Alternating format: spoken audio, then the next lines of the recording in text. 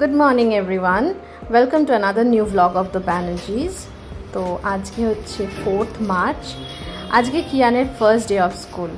গতকাল আমরা গিয়ে ওকে অ্যাডমিশন করিয়ে এসেছি। তো এখন আমরা বেরিয়ে পড়েছি সকাল সকাল ও স্কুলের জন্য। অলরেডি পৌঁছে গেছি। খুব চিন্তায় আছি ছেলে আজকে কি করবে। 2 ঘন্টার জন্য হবে এই পুরো এপ্রিল মাসটা ওদের স্কুল। তো তারপর জুন থেকে সেশন স্টার্ট হলে সেটা 3 ঘন্টা হয়ে যাবে।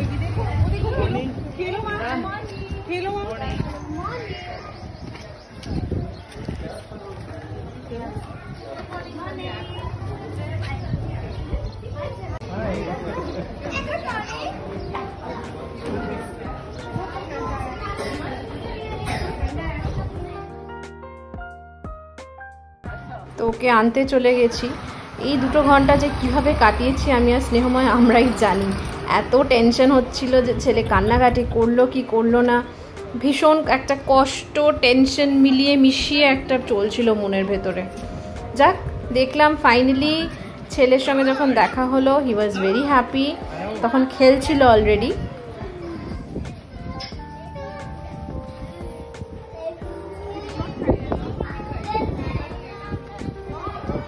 স্কুল ভালো লেগেছে? স্কুল ভালো লাগলো? ওকে।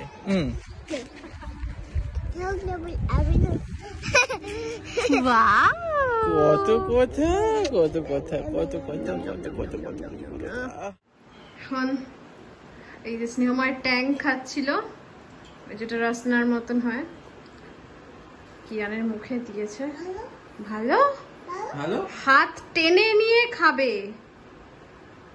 কি অবস্থা। তো কিয়ান স্কুল থেকে চলে এসছে। ওকে আসা মাত্রই একটু পরে ওকে স্নান টান করিয়ে দিয়েছি। ওর রান্না করাই ছিল, শুধু ভাতটা চলছে। ভালো ভাতটা চলছে, ভাতটা হয়ে গেলেই ওকে আমরা খাইয়ে একদম ঘুম পাড়িয়ে দেবো। তো এখন ভাত রান্না চলছে, মাছের ঝোল করাই আছে কিয়ানের। ভাতটা রান্না হয়ে গেলে কিয়ানকে খাইয়ে দেব। আজকে ওর ফার্স্ট ডে ছিল স্কুলে। প্রি স্কুল হলেও এটা স্কুলই।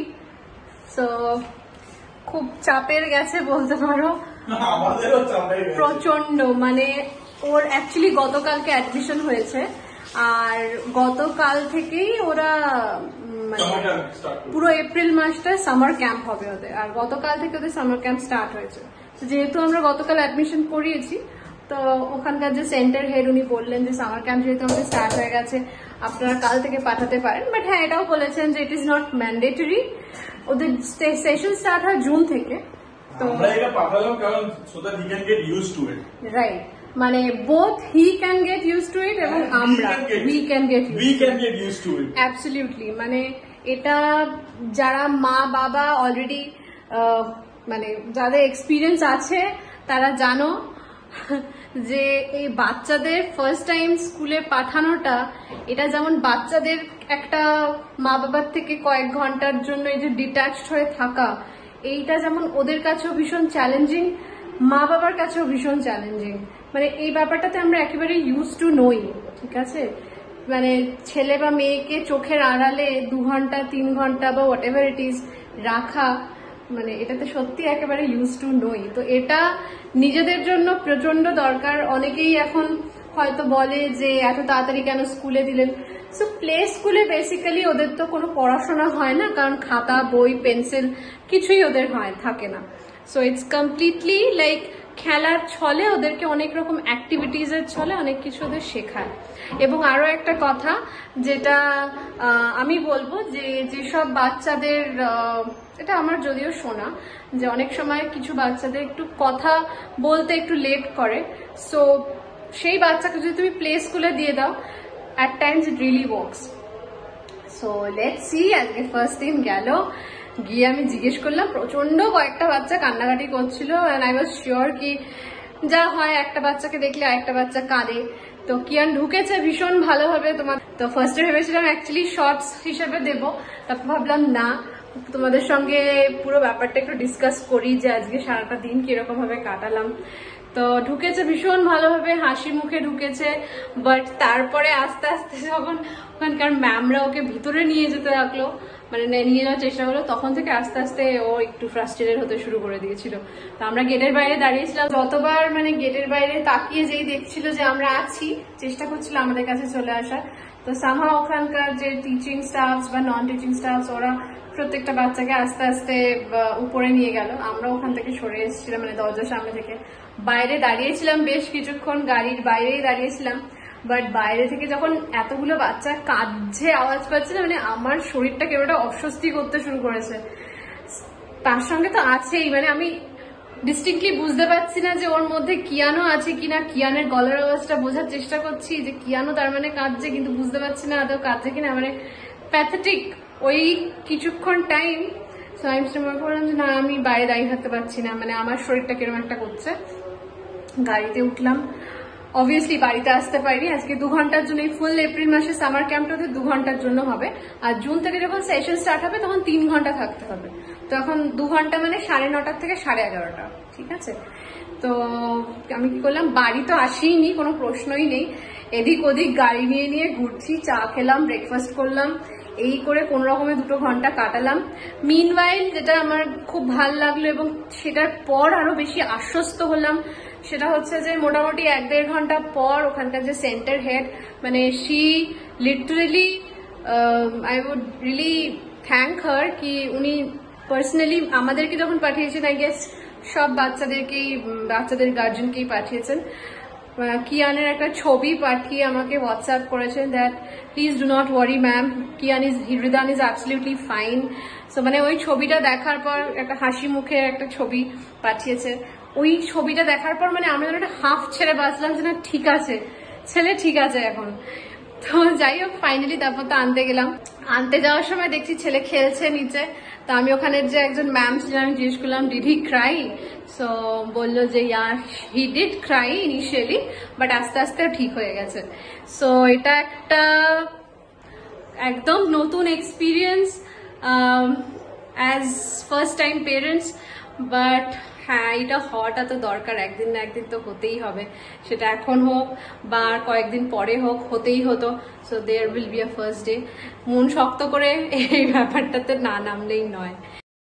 তো কিয়ান একটা ঘুম দিয়ে উঠেছে, এখন বিকেল হয়ে গেছে। ওয়াও, এটা কার প্লেট? তুমি কি খাবে? তুমি ওয়াটারমেলন খাবে? তুমি তো খাচ্ছ না মা।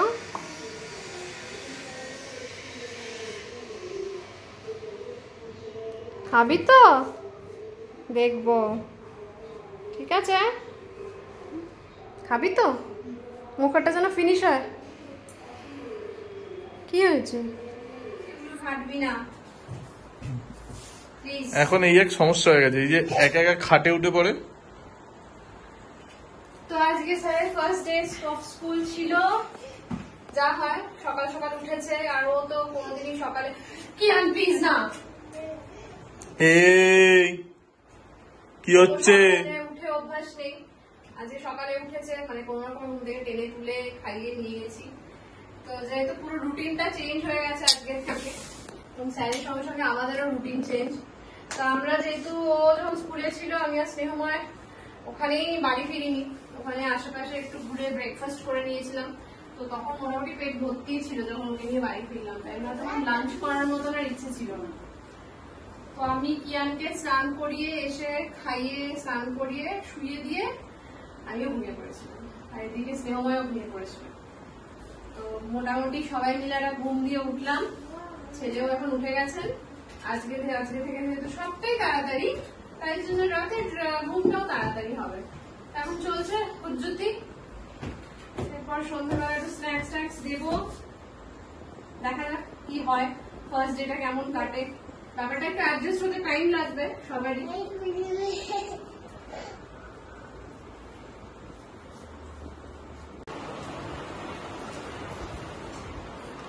কি গো, খদ্দরা তো মোছামুছি কারণ আছে। আচ্ছা, দেখতে পাবে সবাই।